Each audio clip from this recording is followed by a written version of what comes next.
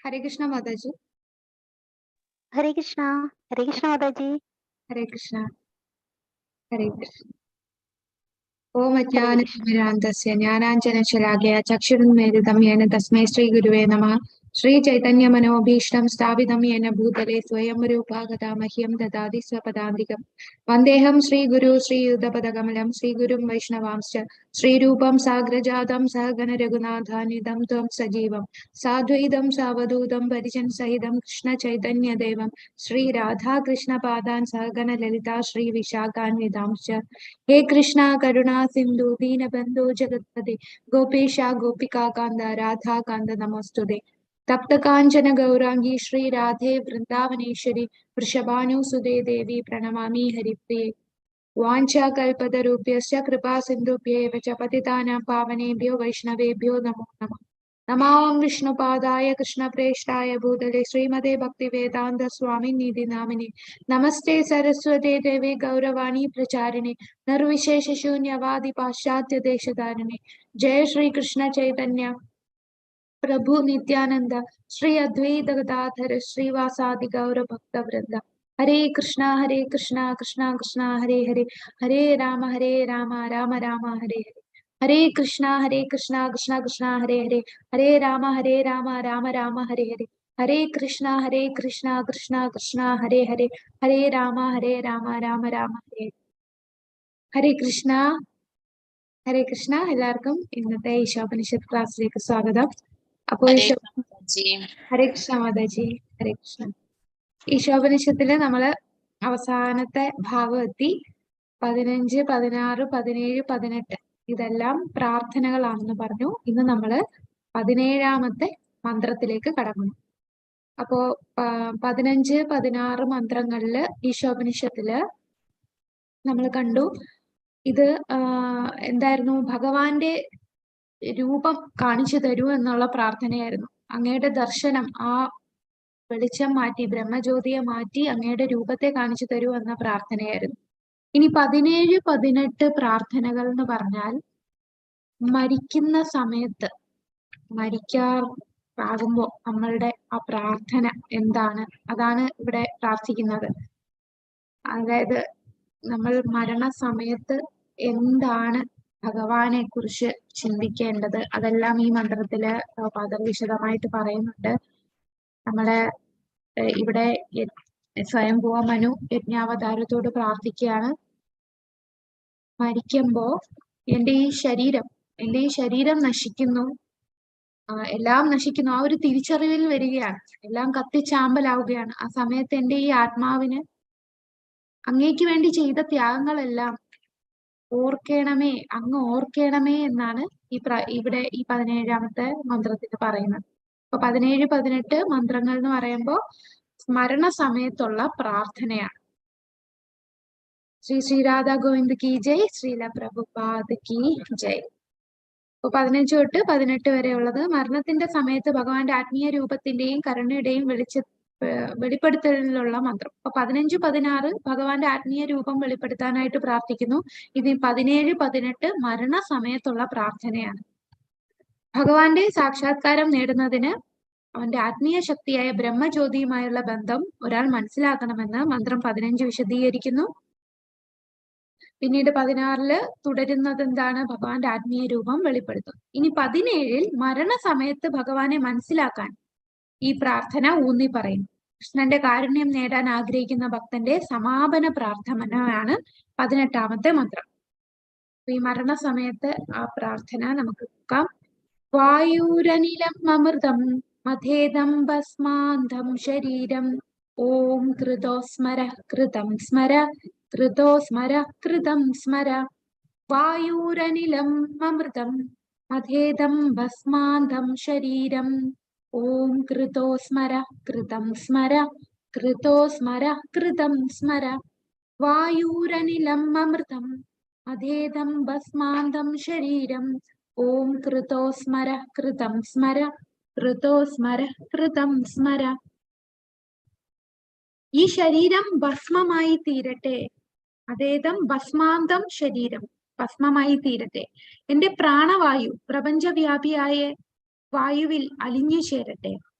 ഈ സന്ദർഭത്തിൽ അല്ലയോ ഭഗവാനെ, എന്റെ എല്ലാ കൃത്യങ്ങളെയും അങ്ങ് സ്മരിക്കണമേ.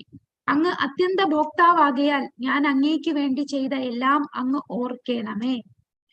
ഓം കൃതം സ്മര കൃതം സ്മര കൃതോ സ്മര കൃതം സ്മര കൃതോ സ്മര കൃതം സ്മര. അതായത് ഭഗവാൻ സ്മരിക്കണം. എന്താണ്? ഞാൻ അങ്ങേക്ക് വേണ്ടി ചെയ്ത പ്രവർത്തികൾ, കൃത്യങ്ങളെല്ലാം അങ്ങ് സ്മരിക്കണം. അങ്ങ് ഭോക്താവാണ്, അതുകൊണ്ട് അങ്ങ് എല്ലാം ഓർക്കണമേ. അങ്ങേക്ക് വേണ്ടി ഞാൻ ചെയ്തതെല്ലാം അങ്ങ് ഓർക്കണമേ എന്നാണ് ഈ പ്രാർത്ഥനയിൽ പറയുന്നത്. അവസാന നിമിഷങ്ങളിലുള്ള പ്രാർത്ഥന. താൽക്കാലിക ഭൗതിക ദേഹം തീർച്ചയായും ഒരു വിദേശ വസ്ത്രമാണ്. അപ്പൊ നമ്മള് ഇതിനകത്ത് ഇതിൽ നിന്ന് മനസ്സിലാക്കുന്നത് എന്താണ് മരണം? മരണം എന്ന് പറയുമ്പോൾ നമ്മളുടെ ഈ ഭൗതിക ശരീരം നശിക്കുന്നതാണ് മരണം എന്ന് പറയുന്നത്. അപ്പൊ ഈ മരണം നമ്മൾ പഠിച്ചു, വാസാംസി ജീനാനി യഥാ വിഹായ, ഒരു ജീർണിച്ച വസ്ത്രം മാറ്റി നമ്മൾ പുതിയ വസ്ത്രം ഇടുന്നത് പോലെ ഈ ഭൗതിക ശരീരം ഒരു വസ്ത്രമാണ്. ഈ വസ്ത്രം ജീർണിക്കുമ്പോൾ അടുത്ത വസ്ത്രത്തിലേക്ക് നമ്മൾ കയറുന്നു. നമ്മൾ എന്ന് പറഞ്ഞാൽ ആരാണ്? നമ്മളെല്ലാരും ആത്മാവാണ്. അപ്പൊ ആദ്യത്തെ പ്രഭുപാദർ ആദ്യത്തെ പാരഗ്രാഫിൽ തന്നെ ഇതിന്റെ ഭാവാർത്ഥത്തിൽ പറയുന്നത്, നമ്മൾ ആത്മാവ് ശാശ്വതമാണ്, ഈ ശരീരമാണ് നശ്വരമായിട്ടുള്ളത്. അപ്പൊ ഒരു മനുഷ്യന്റെ ജന്മത്തിലുള്ള ഒരു മനുഷ്യ ജന്മം സക്സസ് ആണ് എന്ന് പറഞ്ഞാൽ, നമ്മളും ഭഗവാനുമായിട്ടുള്ള ബന്ധം തിരിച്ചറിഞ്ഞ് ഭക്തിയോഗ സ്വീകരിക്കുമ്പോഴാണ് നമ്മൾ ശരിക്കും വിജയത്തിലേക്ക് കിടക്കുന്നത്. അപ്പൊ ഇവിടെ ഈ ശ്ലോകത്തിൽ ഇത് എത്രാമത്തെ ശ്ലോകമാണ്? 2.20 ശ്ലോകം. നജായതേ പ്രിയതേ വാ കദാചിന്നായം ഭൂത്വാ ഭവിതാവാന ഭൂയഃ അജോ നിത്യഃ ശാശ്വതോയം പുരാണോ ന ഹന്യതേ ഹന്യമാനേ ശരീരേ. അപ്പൊ എന്താണ്? ന ജായതേ പ്രിയതേ വാ കദാചിന്നായം ഭൂത്വാ ഭവിതാവാന ഭൂയഃ. അപ്പൊ നമ്മുടെ ആത്മാവിന് ജനനമില്ല, മരണമില്ല, ആത്മാവ് ഉണ്ടാകുന്നില്ല, ഉണ്ടായിട്ടില്ല, ഇനി ഉണ്ടാവുകയുമില്ല. അജനാണ്, ജനനമില്ലാത്തവനാണ്, ശാശ്വതനാണ്, പുരാണമാണ്, പണ്ടേ ഉള്ളതാണ്. അതിനെ ഹന്യതേ ഹന്യമാനേ ശരീരേ. അപ്പൊ ശരീരം ഈ ആത്മാവിനെ നശിപ്പിക്കാൻ സാധിക്കില്ല, ശരീരത്തിന് മാത്രമേ നാശമുള്ളൂ എന്ന് ഈ മന്ത്രത്തില്, ഈ ശ്ലോകത്തില്, നമ്മുടെ 2.20 ശ്ലോകത്തില്. അപ്പൊ ആത്മാവ് ഒരു ശരീരം കഴിഞ്ഞ് അടുത്ത ശരീരത്തിലേക്ക് കടക്കുന്ന കാര്യങ്ങൾ അദ്ദേഹം നമുക്കൊന്നുകൂടെ ഭഗവത്ഗീതയിലെ ശ്ലോകം ധരിച്ചുകൊണ്ട് പറഞ്ഞു തരികയാണ്. അപ്പൊ ആ മരണത്തെ നമ്മൾ മനസ്സിലാക്കണം. ഈ ഭൗതിക ലോകം എന്താണ്? ഈ ഭൗതിക ലോകം നമ്മൾ വിചാരിക്കും ഭൗതിക ലോകം വളരെ സുഖമുള്ള ലോകമാണ്, സച്ചിദാനന്ദമാണ് എന്ന് നമ്മൾ മായയിൽ അടിമപ്പെട്ട് തെറ്റിദ്ധരിക്കപ്പെടുകയാണ്. ആനന്ദം എന്ന് പറയുന്നത് അത് ശരിക്കും ആത്മാവിന് മാത്രമേ ഉള്ളൂ. ഈ ശരീരത്തിന് ആനന്ദം അനുഭവിക്കാൻ സാധിക്കില്ല. ഈ ലോകത്തുള്ള പലരും പറയാം, നമ്മുടെ സമൂഹത്തിൽ പല വാഗ്ദാനങ്ങളാണ് തരുന്നത്. ഈ കാര്യങ്ങൾ ചെയ്താൽ മതി, സന്തോഷമായിട്ട് ജീവിക്കാനുള്ള പല വഴികൾ ആൾക്കാർ പല രീതിയിൽ നമ്മളിൽ എത്തിക്കാൻ ശ്രമിക്കുന്നുണ്ട്. പക്ഷെ അതെല്ലാം എന്താണ്? മിഥ്യയായിട്ടുള്ള വാഗ്ദാനങ്ങളാണ്. നമുക്ക് ഒരിക്കലും സന്തോഷം ഈ ലോകത്തെത്താൻ നമുക്ക് കണ്ടെത്താൻ സാധിക്കില്ല. നമ്മളെ ജീവിതത്തിൽ നടക്കുന്ന ഓരോ ചെറിയ ചെറിയ കാര്യങ്ങളും ഇപ്പോ സോഷ്യൽ മീഡിയ വന്നതോടുകൂടി അതെല്ലാം എല്ലാരെയും കാണിക്കാനുള്ള ഒരു ത്വരയാണ്. ഇപ്പൊ ഫോട്ടോ എടുത്തിട്ട് അത് എന്താണ് സ്റ്റാറ്റസ് ഇടുക, അല്ലെങ്കിൽ എല്ലാവർക്കും അയച്ചു കൊടുക്കുക, വീഡിയോ പോസ്റ്റ് ചെയ്യുക. എന്തിനാണ്? അപ്പൊ ഒരു സന്തോഷം നമുക്ക് കിട്ടും. മറ്റുള്ളവർ ഇത് കണ്ടിട്ട് അവരുടെ ഒരു പ്രശംസ കിട്ടുമ്പോൾ ഒരു ആനന്ദം കിട്ടും. അതാണ് ആ ഒരു പരമ ആനന്ദം എന്ന് തെറ്റിദ്ധരിക്കുകയാണ് ആൾക്കാര് മുന്നോട്ട് പോയിക്കൊണ്ടിരിക്കുന്നത്. ഈ ഭൗതിക ലോകത്ത് ആനന്ദം കിട്ടും എന്നുള്ള തെറ്റിദ്ധാരണയിൽ മുന്നോട്ട് പോകുന്നു. പിന്നെ ചിത്ത് എന്ന് പറഞ്ഞാൽ ജ്ഞാനം.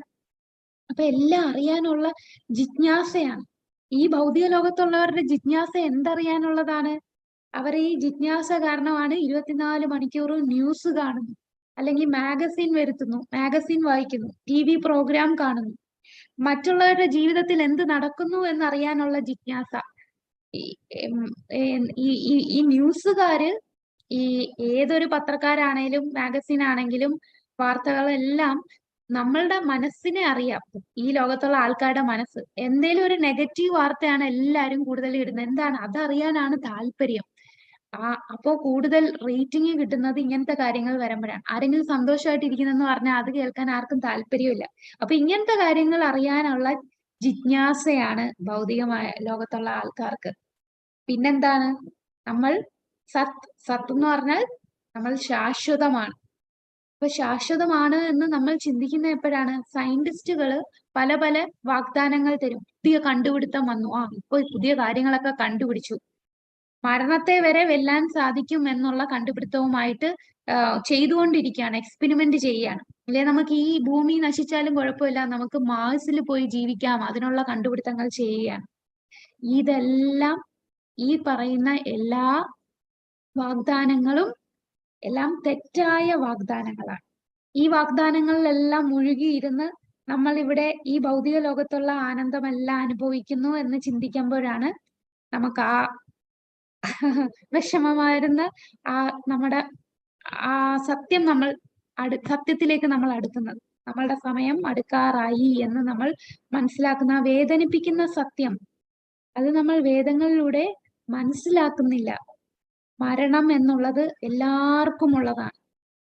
ആരും പക്ഷെ അതിനെക്കുറിച്ച് ചിന്തിക്കുന്ന പോലുമില്ല. അതൊക്കെ എപ്പോഴോ വരുന്നതല്ലേ എന്ന്. മരണത്തിന് വയസ്സില്ല, അത് ഏത് നിമിഷം വേണമെങ്കിലും വരാം. എപ്പോഴാണ് എന്ന് നമുക്കറിയില്ല എന്നേ ഉള്ളൂ. അപ്പൊ നമുക്ക് ഈ ഓരോ ശരീരം കിട്ടുന്ന എന്ത് ബേസ് ചെയ്താണ്? നമുക്കറിയാം 84 ലക്ഷം ജീവജാലങ്ങളുണ്ട്. അതില് മനുഷ്യജന്മം അത്രയും പ്രഷ്യസ് ആണ്. മനുഷ്യജന്മം 4 ലക്ഷം മാത്രമേ മനുഷ്യനായിട്ടുള്ള രൂപം വരുന്നുള്ളൂ. അപ്പൊ ആ മനുഷ്യജന്മം കിട്ടിയിട്ട് പോലും അത് ദുരുപയോഗപ്പെടുത്തുന്നു. നമുക്ക് അടുത്ത ശരീരം എങ്ങനെയാ കിട്ടുക? ഹരേ കൃഷ്ണ. നമ്മൾക്ക് അടുത്ത നെക്സ്റ്റ് ബോഡി കിട്ടുക എന്ന് പറഞ്ഞാൽ എന്തിനെയൊക്കെ? നമ്മുടെ കർമ്മത്തിനനുസരിച്ചിരിക്കും. കർമ്മം മാത്രമേ ഉള്ളൂ? മനസ്സിന്റെ അവസാനത്തെ നിമിഷത്തിൽ നമ്മുടെ മനസ്സിന്റെ ചിന്തകൾ എന്തിനാണോ അതുപോലെ. ചിന്തകൾ, നമ്മളുടെ ആഗ്രഹങ്ങൾ, നമ്മളുടെ ആഗ്രഹം, നമ്മളുടെ കർമ്മം, ഇതെല്ലാം അനുസരിച്ചാണ് നമുക്ക് അടുത്ത ശരീരം ലഭിക്കുക, അല്ലെ? അപ്പൊ അത് ഒരു പെട്ടെന്ന് ഓർക്കാനായിട്ട് നമ്മൾ ഓർത്താൽ മതി. നമ്മളൊരു ഉടുപ്പ് വാങ്ങിക്കാൻ പോകുമ്പോ, തുണി വാങ്ങിക്കാൻ പോകുമ്പോ ഒന്ന് നമ്മൾ നോക്കും, നമുക്ക് ആ ഉടുപ്പ് വാങ്ങിക്കാനുള്ള, അല്ലെ ഒരു സാരി വാങ്ങിക്കാൻ 10,000 രൂപയുടെ സാരി വാങ്ങിക്കാനാണെങ്കിൽ നമ്മുടെ കയ്യിൽ അതിന്റെ പൈസ ഉണ്ടോ? അപ്പൊ നമ്മുടെ ബഡ്ജറ്റ്, അതാണ് കർമ്മം. നമ്മുടെ കർമ്മം നമുക്ക് അർഹിക്കുന്നുണ്ടോ? പിന്നെ നമുക്ക് ഇഷ്ടം, നമ്മള് സാരി കണ്ടാൽ നമുക്ക് ഇഷ്ടമുള്ള സാരി ആയിരിക്കും സെലക്ട് ചെയ്യുന്നത്. അതാണ് നമ്മളുടെ ആഗ്രഹവും നമ്മളുടെ കർമ്മവും അനുസരിച്ച്. പിന്നെ അത് ആരുടെ മേൽനോട്ടത്തിലാണ് കിട്ടുക? ഭഗവാന്റെ മേൽനോട്ടം, ഭഗവാന്റെ കാരുണ്യം. അപ്പൊ പരമാത്മാവിന്റെ കാരുണ്യം കൂടെ വെച്ചിട്ടാണ് നമുക്ക് ആ ശരീരം ലഭിക്കുക. അദ്ദേഹമാണ് എല്ലാം അവസാനം സാങ്ഷൻ ചെയ്യുന്നത്. അപ്പൊ അദ്ദേഹത്തിന്റെ കാരുണ്യമുണ്ട്. കൂടാതെ നമ്മളുടെ ആഗ്രഹവും നമ്മൾ കഴിഞ്ഞ ഈ ജന്മം ചെയ്ത ഓരോ കർമ്മഫലവും എല്ലാം വെച്ചിട്ടാണ് നമ്മളുടെ ആ യോഗ്യത അനുസരിച്ചാണ് നമുക്ക് ശരീരം ലഭിക്കുക. അപ്പൊ ഈ ശരീരം ലഭിച്ചു, ഇവിടെ വീണ്ടും കർമ്മങ്ങളൊക്കെ ചെയ്തു, വീണ്ടും അടുത്ത ശരീരത്തിലേക്ക് ഇങ്ങനെ മാറി മാറി പോയിക്കൊണ്ടിരിക്കുകയാണ്. ഈ ശ്ലോകത്തിൽ പറയുന്നുണ്ട്, ഈ ശരീരത്തെ എന്താ ചെയ്യുന്ന? ഭസ്മമാക്കുക, ഭസ്മമായി തീരട്ടെ ഈ ശരീരം. അപ്പൊ ശരീരത്തെ എന്തിനാണ് അതിൽ പറയുന്ന ആ മന്ത്രത്തിൽ എന്താ പറയുന്ന? ഭസ്മാന്തം ശരീരം. അപ്പൊ എന്തിനാണ് ശരീരത്തെ ഭസ്മമാക്കുന്നത്? ശരീരം ഭസ്മമാക്കാനുള്ള കാരണം, നമ്മളുടെ ഈ സൂക്ഷ്മ ശരീരം, നമുക്കറിയാം 2 ശരീരമുണ്ട്, സ്ഥൂല ശരീരം, സൂക്ഷ്മ ശരീരം. അതിന്റെ ഉള്ളിലാണ് ആത്മാവുള്ളത്. അപ്പൊ ഈ സൂക്ഷ്മ ശരീരത്തിന് സ്ഥൂല ശരീരം ഉണ്ടെങ്കിൽ മാത്രമേ അതിനെ ആസ്വദിക്കാൻ കഴിയുകയുള്ളൂ.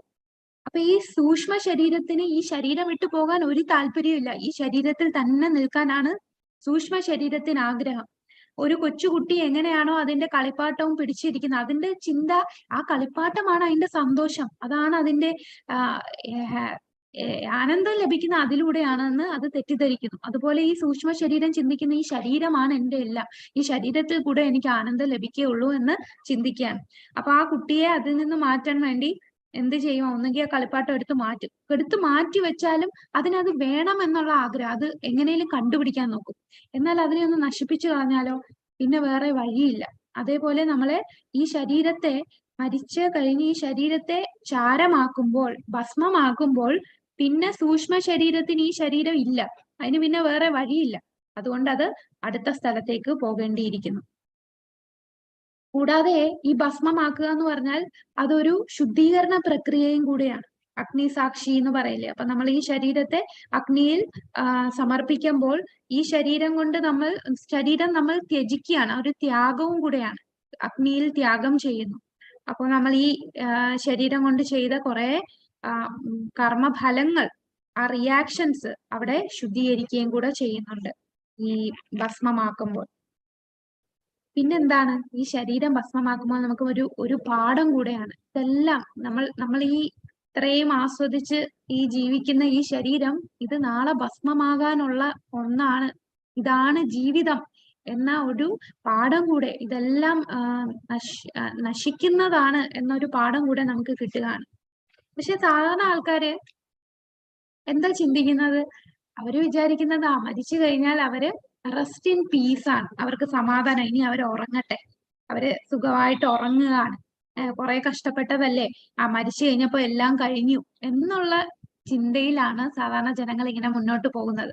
അല്ലെ, അവരുടെ എല്ലാ ആഗ്രഹമാണ് ആരെയും ബുദ്ധിമുട്ടിക്കാതെ അങ്ങ് മരിച്ചാ മതി, ആരും ഒരുപാട് നാൾ കിടക്കരുത്, അങ്ങ് പെട്ടെന്ന് അങ്ങ് പോയാ മതി. ഇതൊക്കെയാണ് ഇന്നുള്ള ആൾക്കാരുടെ ചിന്ത.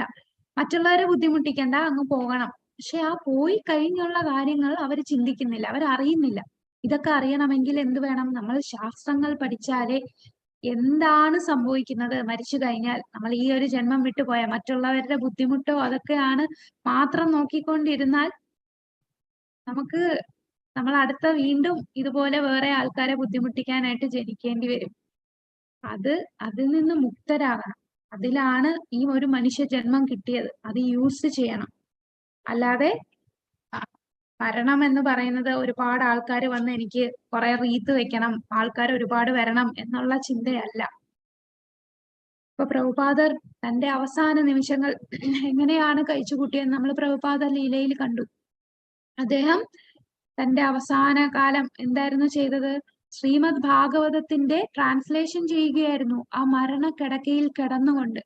കൂടാതെ അദ്ദേഹം അവർക്ക് നിർദ്ദേശം കൊടുക്കും, ഞാൻ ഈ കിടക്കുന്ന പോലെ ആരും ചിന്തിക്കല്ലേ, വേറെ ആർക്കും ഇത് സംഭവിക്കില്ല എന്ന്. എല്ലാരും ഈ ഒരു സ്റ്റേജ് ഫേസ് ചെയ്യേണ്ടതാണ്. മരണം എന്നുള്ളത് ഒരാൾ പോലും അതിൽ നിന്ന് രക്ഷപ്പെടാൻ സാധിക്കുകയില്ല.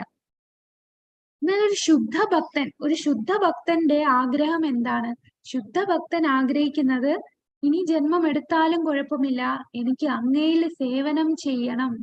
ഇനി അടുത്ത ജന്മം ഉണ്ടോ ഇല്ലയോ, അതായത് ഭൗതിക ലോകത്ത് ജനിക്കുകയാണെങ്കിലും ഞാൻ അങ്ങയെ ഒരിക്കലും മറക്കല്ലേ, എനിക്ക് അങ്ങയോടുള്ള ഭക്തിയുത സേവനം ചെയ്ത് ജീവിക്കണേ എന്നുള്ള പ്രാർത്ഥനയാണ് ശുദ്ധ ഭക്തനുള്ളത്. ജീവിതത്തിന്റെ പൂർണ്ണത എന്താണ്? ജീവിതത്തിന്റെ പൂർണ്ണത ബഹുനാം ജന്മനാമന്തേ ജ്ഞാനവാൻ മാം പ്രപദ്യതേ വാസുദേവ സർവമിതി സമഹാത്മാസു ദുർലഭ. 7ാമത്തെ അധ്യായത്തിലെ 19ാമത്തെ ശ്ലോകം ഇതാണ്. ബഹുനാം ജന്മനാമന്തേ, എത്ര ജനന മരണങ്ങൾ കഴിഞ്ഞിട്ടാണ് ഒരു ജ്ഞാനവാനായിട്ടുള്ള വ്യക്തി എന്നിൽ ശരണം പ്രാപിക്കുന്നത്. ഭഗവാനാണ്, പരമദിവ്യോത്തമ പുരുഷനാണ്, എല്ലാ കാരണങ്ങൾക്കും കാരണനായത് അത് ഭഗവാനാണെന്ന് മനസ്സിലാക്കുന്നത്. അവനാണ് ഏറ്റവും അപൂർവമായ ആത്മാവ്. അപ്പൊ ജീവിതത്തിന്റെ പൂർണ്ണത എന്ന് പറഞ്ഞാൽ എന്താണ്? നമ്മൾ ഭഗവാനിൽ ശരണം പ്രാപിക്കുക, എല്ലാം ഭഗവാന് സമർപ്പിക്കുക. നമ്മൾ ഭഗവാന്റെ സേവകരാണ്. ഞാൻ ഈ ആത്മാവാണ്, ഞാൻ അങ്ങയുടെ അംശമാണ്, ഞാൻ അങ്ങയുടെ സേവകനാണ്, എന്റെ ഈ ജീവിതം അങ്ങേക്ക് സമർപ്പിക്കുന്നു. അത് ഒരുപാട് ജന്മങ്ങൾ കഴിയുമ്പോഴേ നമ്മൾ ആ ഒരു ലെവലിൽ എത്തുകയുള്ളൂ. ഒരുപാട് ജനന മരണങ്ങൾക്ക് ശേഷം ഈ ജ്ഞാനമെല്ലാം, ഒരുപാട് ജ്ഞാനം നേടുമായിരിക്കും, പല ജന്മങ്ങളിൽ ഒരുപാട് ജ്ഞാനം നേടും. ഈ ജ്ഞാനം എന്തിനാണ് ഈ ജ്ഞാനം നേടുന്നത്? എല്ലാ കാരണങ്ങൾക്കും കാരണം അത് ഭഗവാനാണെന്ന് മനസ്സിലാക്കാനാണ്. നമ്മൾ 4 വേദങ്ങളെല്ലാം അരച്ച് കലക്കി കുടിച്ചു, എല്ലാം പഠിച്ചു, ഉപനിഷത്തുകളെല്ലാം 108 ഉപനിഷത്തുകൾ പഠിച്ചു, എല്ലാ പുരാണങ്ങളും പഠിച്ചു. പക്ഷെ ആരാണ് ഭഗവാൻ? എല്ലാ കാരണങ്ങൾക്കും കാരണം ആരാണ് എന്ന് ചോദിച്ചാൽ ഉത്തരമില്ലെങ്കിൽ അത് വെറും വേസ്റ്റ് ആണ്. ആ ജ്ഞാനം കൊണ്ട് ഒരു പ്രയോജനമില്ല. എല്ലാ ജ്ഞാനങ്ങളും അതിന്റെ കൺക്ലൂഷൻ വേദങ്ങളുടെ അവസാനം എന്ന് പറഞ്ഞാൽ അത് എല്ലാ കാരണങ്ങൾക്കും കാരണഭൂതനായത് ഭഗവാനാണെന്ന് മനസ്സിലാക്കി അദ്ദേഹത്തിൽ ശരണം പ്രാപിക്കുക, ഭക്തിയോഗം സ്വീകരിക്കുക, ഭക്തിയുത സേവനം ചെയ്യുക, കൃഷ്ണാബോധത്തിൽ വരിക. അതല്ലാതെ പൂർണ്ണത എത്തില്ല. അപ്പൊ ജീവിതത്തിന്റെ പൂർണ്ണത അതാണ്. എല്ലാ കാരണങ്ങൾക്കും കാരണൻ ഭഗവാനാണെന്ന് മനസ്സിലാക്കി ഭഗവാനിൽ ശരണം പ്രാപിക്കുക. അതെത്ര ജന്മം എടുക്കുമ്പോഴാണ് നമുക്ക് വരിക. അടുത്ത ജീവിതം ആരാണ് തീരുമാനിക്കുന്നത്? ഈ ശ്ലോകം നമ്മൾക്ക് അറിയാം. 8ാമത്തെ അധ്യായത്തിലെ ശ്ലോകം. യം യം വാപി സ്മരൻ ഭാവം ത്യജത്യന്തേ കലേബരം തം തമേവൈതി കൗന്ദേയ സദാ തദ്ഭാവ ഭാവിതഃ. ഏതേത് ഭാവം സ്മരിച്ചുകൊണ്ടാണോ ജീവാത്മാവ് ശരീരത്യാഗം ചെയ്യുന്നത് അതാത് ഭാവത്തെ തന്നെ പ്രാപിക്കുന്നു. അപ്പൊ നമ്മൾ അവസാന നിമിഷം എന്താണോ ചിന്തിക്കുന്നത്, അവസാന നിമിഷം ചിന്തിക്കുന്ന എന്താണ്? ഈ ജീവിതം മൊത്തം ചെയ്യുന്ന കാര്യങ്ങളെ അവസാന നിമിഷവും ചിന്തിക്കാൻ സാധിക്കുകയുള്ളൂ. ജീവിതത്തിൽ അതാണ്, life is a preparation and death is our examination. അപ്പൊ അവസാന നിമിഷം നമ്മൾ ചിന്തിക്കുന്നത് ഈ ജീവിതത്തിൽ അല്ലാത്ത സമയങ്ങളിൽ നമ്മൾ എപ്പോഴും എന്താണ് ചിന്തിക്കുന്നത് അതേ വരൂ. അതാണ് നമ്മൾ ചെയ്യുന്ന കർമ്മം. ആ കർമ്മം അനുസരിച്ചേ നമുക്ക് ആ സമയത്ത് ചിന്തിക്കാൻ സാധിക്കുകയുള്ളൂ. അവസാന എന്ത് സ്മരിച്ച് ശരീരം ത്യജിക്കുന്നുവോ. അപ്പൊ ഇത് നമ്മൾ വിചാരിക്കും നമ്മളെപ്പോഴും നാമം ജപിക്കുന്നുണ്ട്, ഭഗവത്ഗീത പഠിക്കുന്നുണ്ട്, എല്ലാം പഠിക്കുന്നുണ്ട്, ഭക്തിശാസ്ത്രം ചെയ്യുന്നുണ്ട്, എല്ലാം ഉണ്ട്. എന്നാൽ പെട്ടെന്ന് നമുക്കൊരു അപകടം പോലെ, അപകടം എന്ന് പറഞ്ഞാൽ ചിലപ്പോ പെട്ടെന്ന് എന്തേലും വന്ന് നമ്മൾ പുറത്തോട്ട് വീഴാൻ പോകുമ്പോൾ നമ്മൾ ആദ്യം എന്താ വിളിക്കുക? ആക്സിഡന്റലി നമ്മൾ പ്രതീക്ഷിക്കാതെ നമ്മളുടെ അടുത്ത് എന്തേലും വരുവാണെങ്കിൽ നമ്മൾ എന്ത് വിളിക്കും? ഹരേ കൃഷ്ണ, എന്താണ് വിളിക്കുന്നത്? അയ്യോന്ന് വിളിക്കും. അയ്യോ അയ്യോ എന്ന് വിളിക്കുക. അല്ലെങ്കിൽ നമ്മളെ അമ്മേ, നമ്മുടെ വായിൽ കൃഷ്ണ നാമം വരില്ല. അതാണ് നമ്മൾ സുഖമായിട്ടൊക്കെ ഇരിക്കുമ്പോ, നമ്മൾക്ക് വേറെ കുഴപ്പമൊന്നുമില്ല, എല്ലാം സ്മൂത്ത് ആയിട്ട് പോകുമ്പോ നമ്മൾ ഭഗവാന്റെ നാമമൊക്കെ പറഞ്ഞെല്ലാം ഇരിക്കും. പക്ഷെ ഒരു പെട്ടെന്നൊരു ജീവിതത്തിൽ ഒരു തടസ്സം, എന്തേലും പ്രശ്നം വരുമ്പോ നമ്മൾ പെട്ടെന്ന് നമ്മൾ വിളിക്കുന്നത്, നമ്മൾ ഇത്രയും നാളും എന്താണോ പ്രാക്ടീസ് ചെയ്ത് അതനുസരിച്ച് നമ്മളെ നാവിൽ വരും. അപ്പൊ നമ്മൾ ഇപ്പോഴേ അതിനു വേണ്ടി പ്രയത്നിക്കുക. കൃഷ്ണ എന്ന് എപ്പോഴും എന്ത് വന്നാലും കൃഷ്ണ എന്ന ആ നാമം നമ്മുടെ നാവിൽ വരണം. ഇപ്പൊ നമ്മളൊക്കെ ഗൃഹസ്ഥരാണ്, ഒരുപാട് കാര്യങ്ങൾ നമ്മൾക്ക് ചെയ്യാനുണ്ട്. ഈവൻ എന്താ സന്യാസ ജീവിതം, ബ്രഹ്മചര്യ ആയിട്ട് ക്ഷേത്രത്തിലൊക്കെ നിന്ന് ചെയ്യുന്ന പ്രഭുജിമാരും പറയും ഞങ്ങൾ ഇപ്പോഴും നാമം ജപിക്കും, എല്ലാം ചെയ്യും. അപ്പോ അവര് ഇടയ്ക്ക് വൃന്ദാവനത്തിലൊക്കെ പോയപ്പോ അവിടെ ഒരുപാട് കുരങ്ങന്മാരുണ്ടല്ലോ. അപ്പൊ ഈ ഒരു കുരങ്ങൻ വന്ന് കീർത്തനമൊക്കെ ചെയ്തുകൊണ്ടിരുന്ന് കുരങ്ങൻ വന്ന് അറ്റാക്ക് ചെയ്യാൻ വന്നപ്പോ അമ്മേ എന്നാണ് അപ്പം വിളിക്കുന്നത്. അപ്പൊ വിചാരിച്ച് ഇത്രയും ഞാൻ ഇതൊക്കെ ചെയ്തിട്ട് അമ്മേനെയാണല്ലോ എപ്പോഴും എന്റെ വായിൽ വരിക. അപ്പൊ അതാണ് നമ്മള് എപ്പോഴും ആ ഒരു നാച്ചുറൽ ആയിട്ട് നമ്മുടെ നാവില് ഭഗവാന്റെ നാമം വരണം. അതൊരു പ്രാക്ടീസ് ആണ്. അതാണ് നമ്മൾ ബോധപൂർവം, നമുക്ക് ബോധമുള്ളപ്പോ നമ്മൾ ഇങ്ങനെ ഭഗവാനെ സേവിച്ച് ഇരിക്കുമ്പോ പിന്നീട് അത് നമ്മളുടെ സ്വഭാവമായി മാറും. പിന്നെ നമ്മൾ പോലും അറിയാതെ നമ്മളുടെ നാവിൽ ഭഗവാന്റെ നാമം വരും. അപ്പൊ അതാണ് ഒരു പ്രിപ്പറേഷൻ ആണ് നമ്മുടെ ജീവിതം എന്ന് പറഞ്ഞാൽ. നമ്മളത് പ്രാക്ടീസ് ചെയ്തുകൊണ്ടിരിക്കണം. അപ്പൊ പ്രശ്നങ്ങൾ വരുമ്പോഴാണ് നമ്മൾ ശരിക്കും ഇതൊക്കെ ഇത്രയും നാളും പ്രാക്ടീസ് ചെയ്തത് ശരിക്കും പ്രയോജനപ്പെട്ടോ എന്ന് നമ്മൾ അറിയുന്നത്. അപ്പൊ ഏറ്റവും വലിയ നമ്മളുടെ അപകടം എന്ന് പറയുന്നത്, നമ്മൾ ഏറ്റവും വലിയൊരു സിറ്റുവേഷൻ നമ്മൾ ഫേസ് ചെയ്യുന്നത് നമ്മളുടെ മരണമാണ്. അത് വരുമ്പോ നമ്മൾ ഭഗവാനെ ചിന്തിക്കണം. ഇടയ്ക്ക് ഒരു കേസ് സ്റ്റഡി ഒരു സ്ഥലത്ത് നടന്ന സംഭവമാണ്. ഒരു അമ്മൂമ്മ വെന്റിലേറ്ററിൽ കിടക്കുകയാണ്, ഒട്ടും മരിക്കാറായി. അപ്പോ ഡോക്ടർ വീട്ടുകാരുടെ അടുത്തൊക്കെ പറഞ്ഞു എല്ലാരെയും അറിയിച്ചോളൂ, ഇനി അധികം നാള് കിടക്കില്ല. അപ്പോ ഡോക്ടർ ചെന്നിട്ട് ആ അമ്മയുടെ അടുത്ത് ഇങ്ങനെ ചോദിക്കും, എന്താ അമ്മയ്ക്ക് എന്തേലും അമ്മ കുഴപ്പമൊന്നുമില്ല. അമ്മയുടെ അടുത്ത് പറയുന്നത് കുഴപ്പമൊന്നുമില്ല, പെട്ടെന്ന് നമുക്ക് ഇവിടെ നിന്നൊക്കെ ഇറങ്ങാം എന്നാണ് അമ്മയുടെ അടുത്ത് പറയുന്നത്. എന്നിട്ട് അമ്മയ്ക്ക് എന്തേലും ആഗ്രഹങ്ങളുണ്ടോ എന്ന് ചോദിക്കും. അപ്പൊ കഷ്ടപ്പെട്ട് ആ അമ്മ സംസാരിക്കാനൊന്നും വയ്യ. എന്നിട്ട് ആ അമ്മ പറയുന്നതാണ്, എനിക്ക് കുറച്ച് കപ്പയും മീൻകറിയും കിട്ടണം, കപ്പയും മീൻകറിയും വേണമെന്ന് പറയുന്നു. കപ്പയും മീൻകറിയും പറഞ്ഞു. അപ്പോഴേ ആ അമ്മ ആ ജീവൻ പോയി. അപ്പൊ എന്തായിരിക്കും അടുത്ത ജന്മം വരിക? അമ്മയുടെ ആഗ്രഹം അനുസരിച്ചുള്ള ഒരു ശരീരം. അതാണ് കപ്പയും മീൻകറിയും എന്ന് പറയുമ്പോൾ മീൻ കഴിക്കാൻ അത്രയും ആഗ്രഹം ഉണ്ടെങ്കിൽ മീനായിട്ട് മാറുക അടുത്ത ജന്മം. മീൻ കഴിക്കാനുള്ള എന്താ ഈ ഒരു ഉണ്ടല്ലോ കിങ് ഫിഷർ ഉണ്ടല്ലോ, നീലപ്പൊന്മാൻ, നല്ല മീനിനെയൊക്കെ ഇങ്ങനെ കൊത്തിയെടുത്ത് കഴിക്കുക. അങ്ങനെ നമുക്കത് കഴിക്കാൻ ആഗ്രഹം വന്നതുകൊണ്ട് അതുപോലൊരു ജന്മമാവും. അല്ലെങ്കിൽ മാതാജി പറഞ്ഞത് ചിലപ്പോൾ മീനായിട്ട്. അതാണ് നമ്മുടെ ഈ ജീവിതത്തിൽ നമ്മൾ അത് പ്രാക്ടീസ് ചെയ്യണം. ഭഗവാനെ സ്മരിക്കണം. അവിടെയാണ് ജീവിതത്തിൽ പൂർണ്ണത. നമ്മൾ ഭഗവാനെ ശരണം പ്രാപിക്കാതെ നമ്മൾ എന്തൊക്കെ നേടി എന്ന് പറഞ്ഞാലും, നമ്മൾ ആ അവസാന നിമിഷം നമ്മൾ എത്ര സമ്പാദിച്ചാലും നമ്മുടെ ചുറ്റുമുള്ള ആൾക്കാർ, നമ്മളെ വീട്ടുകാർ ആരും ഉണ്ടാവില്ല നമ്മളുടെ മരിക്കുന്ന സമയത്ത്. അപ്പോഴും നമ്മൾ ശരണം പ്രാപിക്കേണ്ട ഭഗവാൻ. ഇപ്പോഴേ തന്നെ നമ്മൾ എന്ത് കാര്യം ഉണ്ടെങ്കിലും നമ്മൾ ഭഗവാനിൽ ശരണം പ്രാപിക്കുക. ഇപ്പം ഭൗതിക ലോകത്തുള്ളവർ എന്താണ്, അവർക്ക് എന്തെങ്കിലും പ്രശ്നം വരുമ്പോ ഭൗതിക ലോകത്തുള്ള ആൾക്കാര് പല രീതിയിൽ അവർ സമാധാനം കണ്ടെത്താൻ നോക്കും. ചിലര് ടെൻഷനൊക്കെ വരുമ്പം നമുക്കൊന്ന് പുറത്തു പോയിട്ട് വരാം എന്ന് പറഞ്ഞ് ബീച്ചിൽ പോകും, അല്ലെങ്കിൽ സിനിമയ്ക്ക് പോകും. ചില ആൾക്കാര് മദ്യം സേവിക്കും, ഡ്രഗ്സ് ഒക്കെ അടിക്കും, അല്ലെങ്കിൽ മറ്റു പല അവിഹിത ബന്ധങ്ങളിൽ ഏർപ്പെടും. എന്താണോ, എനിക്കൊരു സമാധാനം കിട്ടാനാണോ, വീട്ടിലൊരു സമാധാനം ഇല്ല എന്ന് പറഞ്ഞ് ഇങ്ങനെ പോകും. പക്ഷേ ഏറ്റവും വലിയ പ്രശ്നമായിട്ടുള്ള മരണം വരുമ്പോ ഇവരാരെയായിരിക്കും അപ്പോ ശരണം പ്രാപിക്കേണ്ടത്? ഈ പറയുന്ന മദ്യത്തെയാണോ, ഈ പറയുന്ന സിനിമയാണോ, ചൂതുകളിയാണോ? ഇതൊന്നും അവർ ആ സമയത്ത് എന്തിലാണോ കൂടുതൽ ആകൃഷ്ടനായിട്ടിരുന്ന ആ കാര്യമേ അവരുടെ മനസ്സിൽ ചിന്ത വരുത്തുള്ളൂ. അങ്ങനെ അവർക്ക് അടുത്ത ജന്മം അതനുസരിച്ച് പോകും. അപ്പോൾ നമ്മള് ഭക്തന്മാർക്ക് ഭക്തിയുത സേവനം പ്രാക്ടീസ് ചെയ്യുന്ന നമുക്ക് ചെറിയ ചെറിയ പ്രശ്നങ്ങളൊക്കെ ഭഗവാൻ തന്നുകൊണ്ടിരിക്കും. എന്തിനാണ് തരുന്നത്? ഇതൊക്കെ ഒരു പ്രിപ്പറേഷൻ ആണ്, പ്രാക്ടീസ് ആണ്. അപ്പൊ നമ്മൾ ചിന്തിക്കണം, ഈ പ്രശ്നം വന്നപ്പോ എന്റെ ചിന്ത എന്തായിരുന്നു, എന്റെ അവബോധം എന്തായിരുന്നു, ഞാൻ ഭഗവാനെ ചിന്തിച്ചോ, അതോ അതെങ്ങനെ ആ സമയത്ത് സോൾവ് ചെയ്യണമെന്നാണോ ചിന്തിച്ചത്? നമുക്കറിയാം ദ്രൗപദിയുടെ കാര്യം. ദ്രൗപദി ആദ്യം തന്റെ ഭർത്താക്കന്മാരെ ഹസ്തിനാപുരത്ത് വസ്ത്രാക്ഷേപം ചെയ്യാൻ നേരത്ത് ധൃതരാഷ്ട്രടുത്ത് ചോദിച്ചു, ഭീഷ്മരടുത്ത് അപേക്ഷിച്ചു, ദ്രോണാചാര്യർ, കൃപാചാര്യർ, തന്റെ ഭർത്താക്കന്മാരെ സഭയിലുള്ള എല്ലാവരടുത്തും ചോദിച്ചു. ആരുമില്ല രക്ഷിക്കാൻ. അവസാനം സ്വന്തമായിട്ട് ട്രൈ ചെയ്തു. ആ സാരി ഒരു കൈ കൊണ്ട് പിടിക്കാൻ നോക്കി. പിന്നീട് എന്താ, ആര് ശരണമില്ല, നമ്മുടെ ആ രണ്ട് കൈയും ഉയർത്തി ഭഗവാൻ അല്ലാതെ മറ്റാരുമില്ല. അപ്പൊ നമ്മളുടെ ജീവിതത്തിൽ വരുന്ന ചെറിയ ചെറിയ പ്രശ്നങ്ങളാണേ പോലും അവിടെ നമ്മൾ ഭഗവാനെ ചിന്തിക്കണം.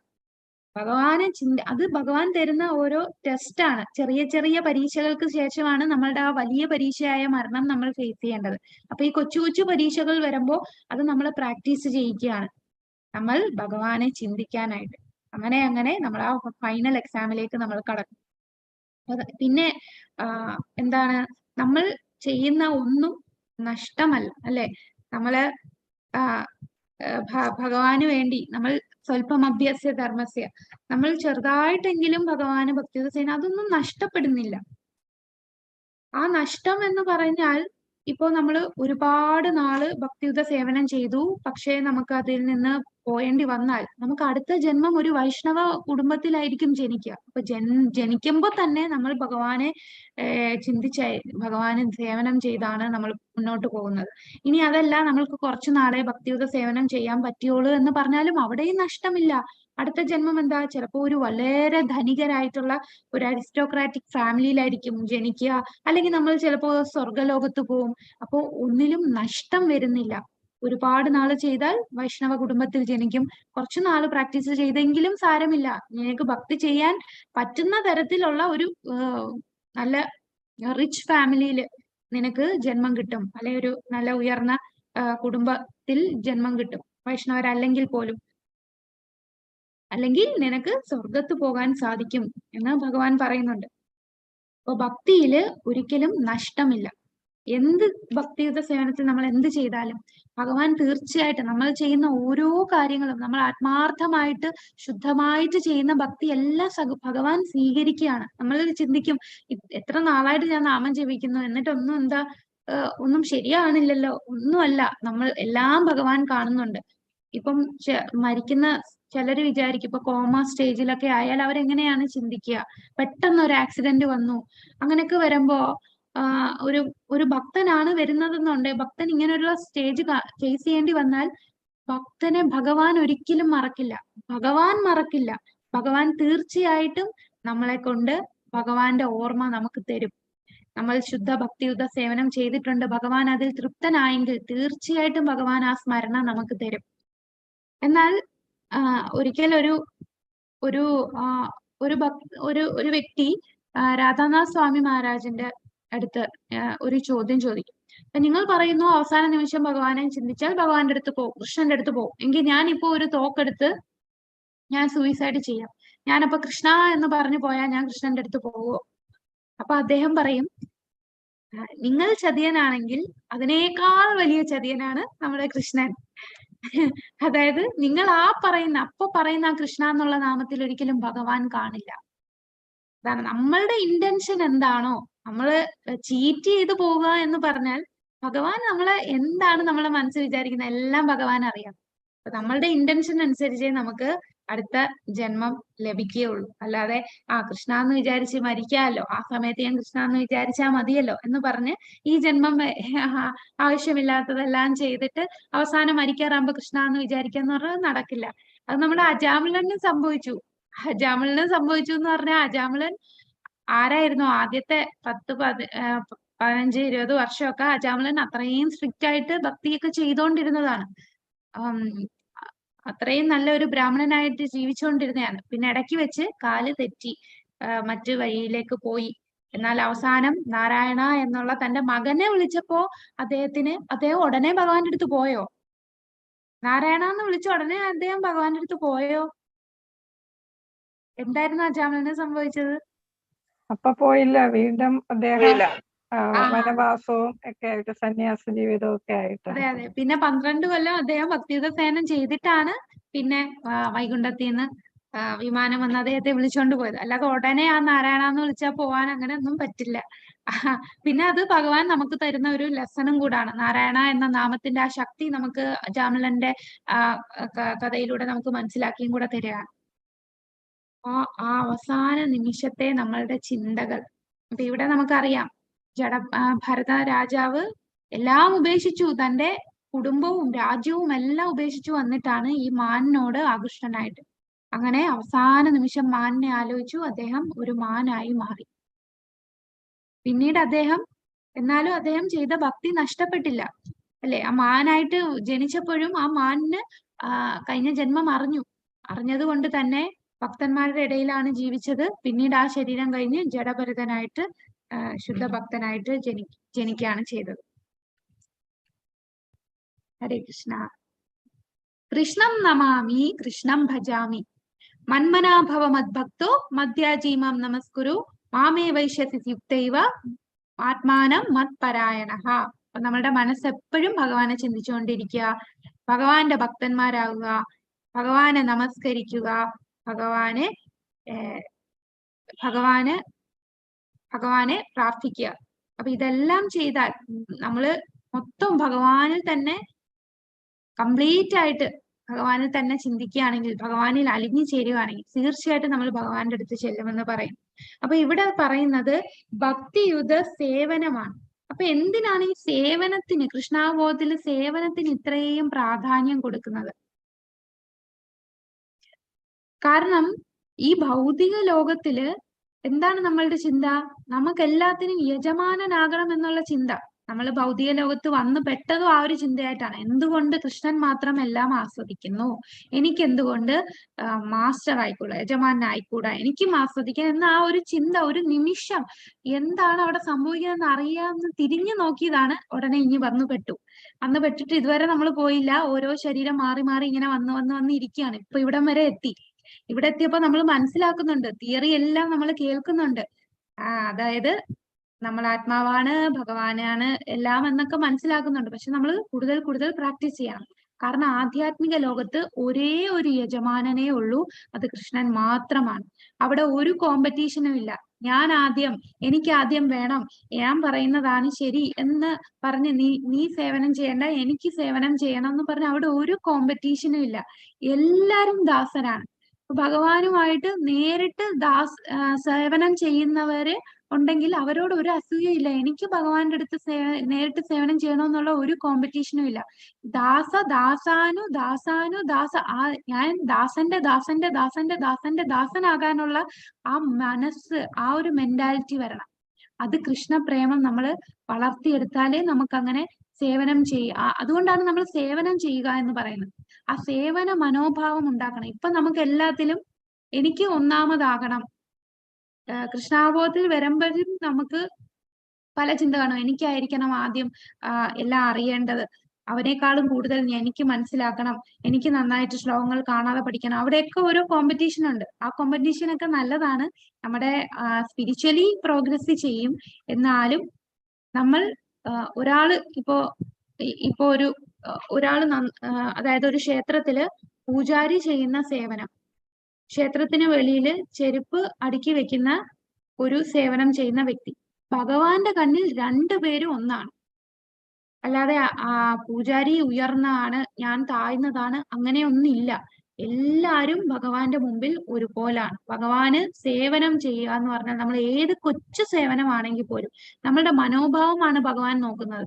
അവിടെ വേറൊരാളെ അടിച്ചു താഴ്ത്തി എനിക്ക് ഫ്രണ്ടിൽ പോകണം എന്നുള്ള ചിന്തയുണ്ടെങ്കിൽ അവിടെയൊക്കെ നമ്മൾ മായ കയറി പിടിക്കും. എനിക്ക് ഒന്നാമതെത്തണം എന്നുള്ള ചിന്ത വന്നാൽ അതൊക്കെ നമുക്ക് ചെറിയ ചെറിയ പ്രശ്നങ്ങളാണ്. അങ്ങനെയുള്ള ചെറിയ പ്രശ്നങ്ങൾ മാറ്റാൻ നമ്മൾ വീണ്ടും ജന്മമെടുത്ത് പ്യൂരിഫൈ ചെയ്യണം. അതുകൊണ്ട് ഞാൻ ദാസനാണ്, ഞാൻ ഏറ്റവും താഴ്ന്നവനാണ്. തൃണാദപി സുനീചേന തരൂരപി സഹിഷ്ണുതത്തിൽ, തൃണത്തെക്കാൾ താഴ്ന്നവനാണ് ഞാൻ ഒന്നും അല്ല. ഞാൻ വെറും അങ്ങയുടെ ദാസനാകാനാണ് എനിക്ക് ആഗ്രഹം. അല്ലാതെ എനിക്ക് ആ പൊസിഷനിൽ നിൽക്കണം, എനിക്ക് ആ ഉയർന്ന സ്ഥാനത്ത് നിൽക്കണം, അങ്ങനെയുള്ള ചിന്തകളൊക്കെ വന്നു കഴിഞ്ഞാൽ നമുക്ക് കൂടുതൽ പ്രോഗ്രസ് ചെയ്യാൻ പറ്റില്ല. അപ്പൊ അതാണ് സേവനം എന്ന് പറയുന്നത്. ഞാൻ വെറും സേവകനാണ് എന്നുള്ള മനോഭാവം വന്നാലേ നമുക്ക് തിരിച്ച് ഭഗവാന്റെ അടുത്ത് എത്താൻ സാധിക്കുകയുള്ളൂ. ഭഗവാൻ മാത്രമേ ഉള്ളൂ എല്ലാത്തിന്റെയും നിയന്താവ്, എല്ലാവരുടെയും മാസ്റ്റർ. അത് മനസ്സിലാക്കി മുന്നോട്ട് പോകണം. ഭക്തി സേവനത്തിന്റെ 9 പ്രക്രിയകൾ. അപ്പൊ ഏതൊക്കെയാണ് ഭക്തി സേവനത്തിന്റെ 9 പ്രക്രിയകൾ?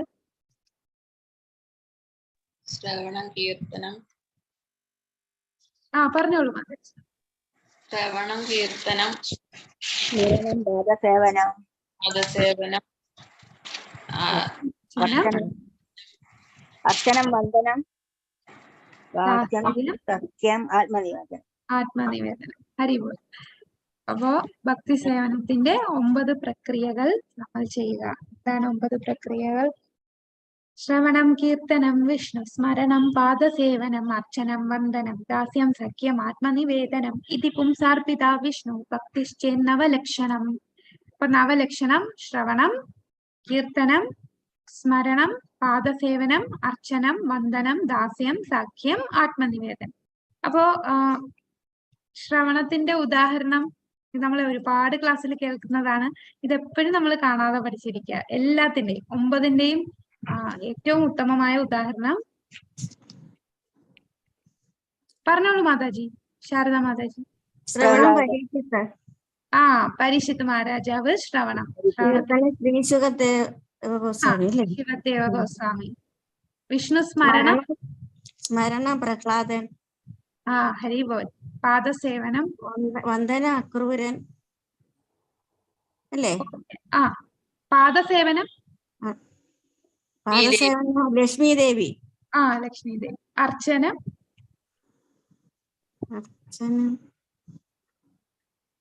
പൃഥുവാണോ? പൃഥു മഹാരാജ്. ദാസ്യം ഹനുമാൻ.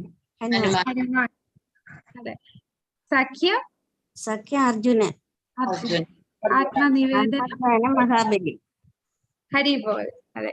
ഇത് ഈ 9 ഭക്തിയുത സേവനം.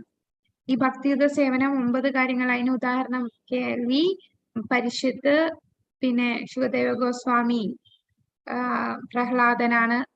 സ്മരണം, ലക്ഷ്മി ദേവി പാദസേവനം, പൃഥു മഹാരാജ് അർച്ചനം, അക്രൂരർ പ്രാർത്ഥന, പിന്നെ ഹനുമാൻ ദാസ്യൻ, അർജുനൻ സഖ്യം, ആത്മനിവേദനം, ബലിമാരാജ്. അപ്പൊ പരിശുദ്ധ മഹാരാജാവ് കേട്ടുകൊണ്ടാണ് ഭഗവാന് സേവനം ചെയ്യുന്നത്. 7 ദിവസം മരണം അടുത്തപ്പോ താൻ എന്താണ് ഏറ്റവും ഉത്തമമായിട്ട് ചെയ്യേണ്ടത്, ഒരു മരണമാസക്തനായ വ്യക്തി എന്താണ് ചെയ്യേണ്ടത് എന്ന് അദ്ദേഹം ശിവദേവ ഗോസ്വാമിയോട് ചോദിക്കുന്നു. അങ്ങനെ ശ്രീമദ് ഭാഗവതം കേൾക്കുന്നു. ഇതിലെ ഈ 9 എണ്ണം ഈ 9 ഭക്തി സേവന പ്രക്രിയകൾ ദൈവവുമായി നിരന്തരം സമ്പർക്കം പുലർത്താൻ സഹായിക്കുകയാണ്. ഈ വിധത്തിൽ തന്റെ ജീവിതാവസാനം അയാൾക്ക് ഭഗവാനെ ഓർക്കാൻ എളുപ്പമായിരിക്കും. അപ്പൊ നമ്മൾ ഇതെല്ലാം ഭക്തിയുത സേവനമാണ്. ഇതെല്ലാം ചെയ്യുവാണെങ്കിൽ നമുക്ക് അവസാനം ഓർക്കാൻ എളുപ്പമായിരിക്കും.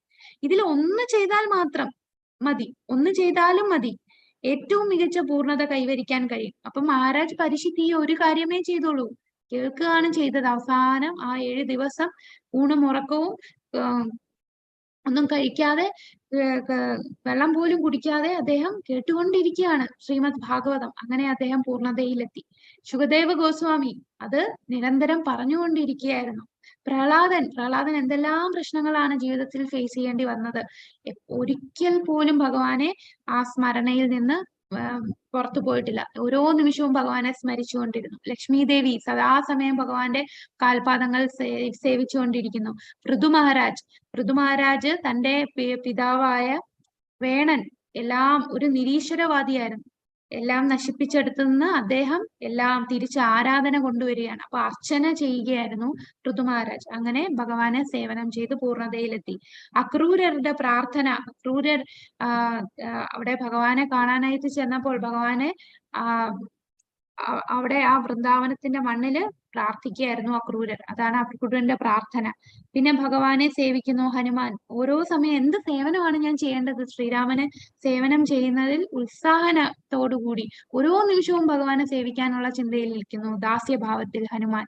അർജുനൻ ഉത്തമ സുഹൃത്തായിട്ട്, ഭഗവാന്റെ ഉത്തമ സുഹൃത്ത്. പിന്നെ എല്ലാം സമർപ്പിച്ചു ഭഗവാന് ബലി മഹാരാജ്. ഇവരെല്ലാരും ഒരു ഭക്തി സേവനം ഒരെണ്ണം ചെയ്തിട്ട് പൂർണ്ണതയിലെത്തി. അപ്പൊ നമുക്ക് ഇതില് നമുക്ക് മാക്സിമം എന്തൊക്കെ ചെയ്യാൻ പറ്റുമോ അതെല്ലാം ചെയ്യുക. ഭഗവാനെ കുറിച്ച് കേൾക്കുക. കേൾവി ശ്രവണത്തിലൂടെയാണ് തുടക്കം. കൂടുതൽ കേൾക്കുന്നത് നമ്മൾ പിന്നെ നാമം ജപിക്കുക, കൂടുതൽ ആൾക്കാർക്ക് നമുക്ക് പറഞ്ഞു കൊടുക്കുക, ഭഗവാനെ സ്മരിക്കുക. അപ്പൊ കേൾക്കുമ്പോൾ നമ്മൾ ഭഗവാനെ സ്മരിക്കുകയാണ്, പറയുമ്പോഴും നമ്മൾ ഭഗവാനെ സ്മരിക്കുകയാണ്. അപ്പൊ അങ്ങനെ ആ കേൾവിയിൽ തന്നെ നമുക്ക് സ്മരണവും വരികയാണ്. ഭഗവാനെ സേവിക്കുക, ഭഗവാന്റെ വിഗ്രഹാരാധനയൊക്കെ ചെയ്യാം. വിഗ്രഹാരാധന ചെയ്യുന്നു. പിന്നെ ഭഗവാന്റെ പാദസേവനം എന്ന് പറയുമ്പോൾ നമുക്ക് പ്രാക്ടിക്കലായിട്ട് എങ്ങനെയാണ്, ഇപ്പൊ ലക്ഷ്മി ദേവി ഭഗവാന്റെ അടുത്തുണ്ട്, അപ്പൊ പാദസേവനം ചെയ്യാം. നമ്മൾ എങ്ങനെ പാദസേവനം ചെയ്യും? അപ്പൊ നമുക്ക് പാദസേവനം ഭഗവാന്റെ ചെയ്യുന്നതെന്ന് പറഞ്ഞാൽ നമ്മളുടെ ഗുരുവിന്റെ പാദസേവനം ചെയ്യുന്നത് ഭഗവാന് ചെയ്യുന്നതിന് തുല്യമാണ്. ഭഗവാന്റെ പ്രതിനിധിയാണ് ഗുരു. അപ്പൊ ഗുരുവിനെ സേവിക്കാം. പിന്നെ നമുക്ക് വിഗ്രഹത്തിൽ ആരാധന ചെയ്യാം, പ്രാർത്ഥനകൾ അർപ്പിക്കാം. ഭഗവാന് ഏതൊക്കെ സേവനം, ഇപ്പൊ ക്ഷേത്രങ്ങളിൽ പോകുമ്പോൾ നമുക്ക് എന്തെല്ലാം സേവനം ഉണ്ടോ അതെല്ലാം സേവനം ചെയ്യുന്നത് ഭഗവത് സേവനമാണ്. പിന്നെ നമ്മള് രാഗാനുഗ ഭക്തിയൊക്കെ വരുമ്പോഴാണ് നമുക്കറിയാം സാഖ്യം, നമ്മൾ ഏത് ഭാവം, ദാസ്യം, സാഖ്യം, പിന്നെ മാധുര്യം, അത് ആ ലെവലിലൊക്കെ നമ്മൾ വൈദ്യ സാധനയാണ് ചെയ്യുന്നത്. പിന്നെ രാഗാനുഗ സാധനയിൽ വെക്കുമ്പോൾ നമുക്ക് മനസ്സിലാവും നമ്മൾ ഏത് ബന്ധമാണ് ഭഗവാനുമായിട്ടുള്ളത്. എന്തെല്ലാം ഭഗവാന് സമർപ്പിച്ച് ഓരോ നിമിഷവും നമ്മൾ ജീവിക്കുക. ഇതാണ് 9 ഭക്തിയുത സേവനങ്ങൾ. അപ്പോ നമ്മള് മനസ്സിലാക്കേണ്ടത്, നമുക്കറിയാം നമ്മൾക്ക് ഇപ്പോ ഗൃഹസ്ഥരാകുമ്പോൾ നമുക്ക് പല ഡ്യൂട്ടീസ് ഉണ്ട്. നിത്യധർമ്മയുണ്ട്, സ്വധർമ്മയുണ്ട്. നിത്യധർമ്മം എന്ന് പറഞ്ഞാൽ നിത്യമായിട്ട്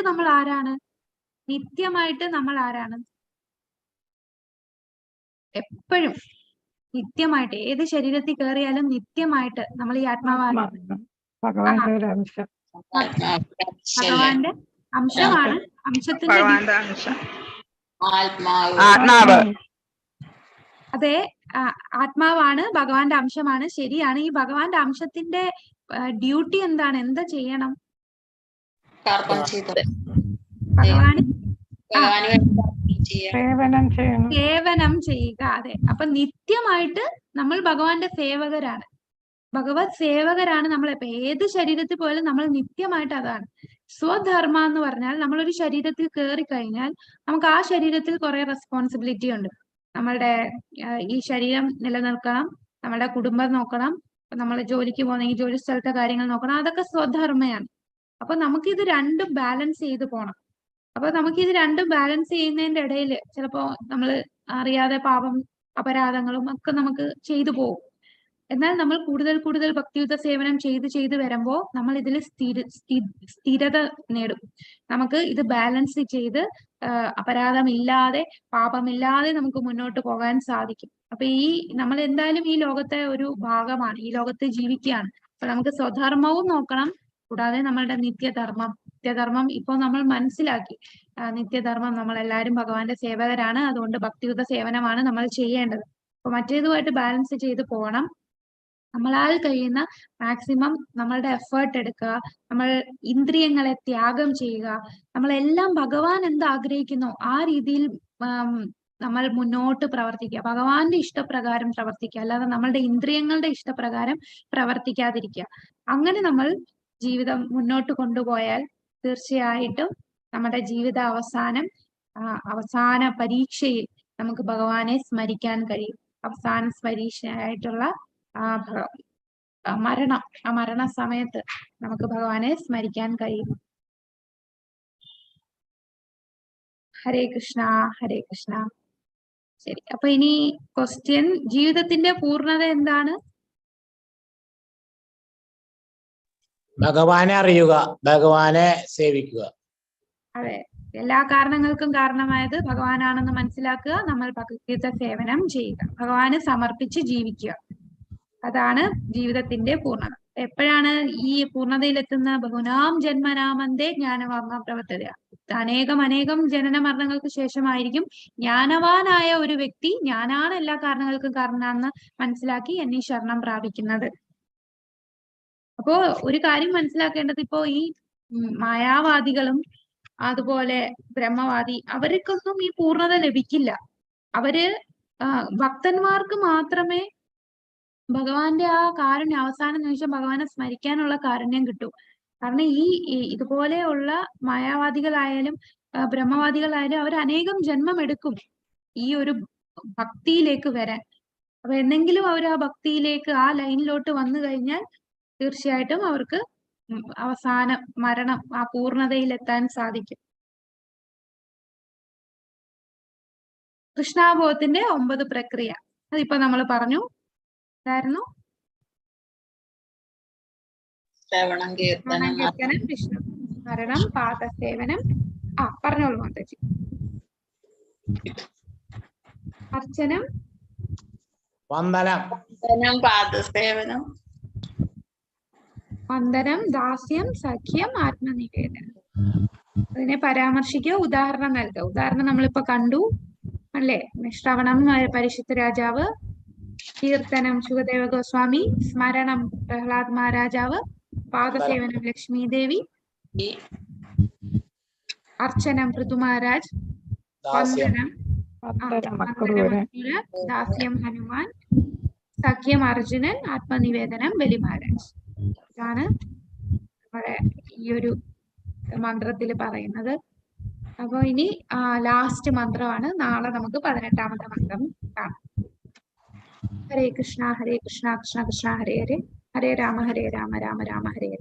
വാഞ്ചാകൽപതരുഭ്യശ്ച കൃപാ സിന്ധുഭ്യശ്ച പതിതാനാം വൈഷ്ണവേഭ്യോ അനന്തപുത്രേഭ്യോ